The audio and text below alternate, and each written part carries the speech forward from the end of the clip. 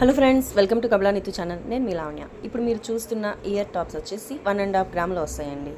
మీరు వింటున్నది నిజమే, చూడ్డానికి పెద్దగా ఉంటాయి. కానీ ఇప్పుడు బంగారం రేటు పెరిగింది కాబట్టి చేసే వర్కర్స్ కూడా చాలా లైట్ వెయిట్లో పెద్ద పెద్దగా వచ్చేటట్టుగా మోడల్స్ చేస్తున్నారండి. అందుకే ఇప్పుడు బంగారం రేటు పెరిగినా కొంచెం ఎఫర్ట్ చేసి జనాలు కొనగలుగుతున్నారు అంటే లైట్ వెయిట్లో వస్తువులు తయారు చేయడం వల్లే.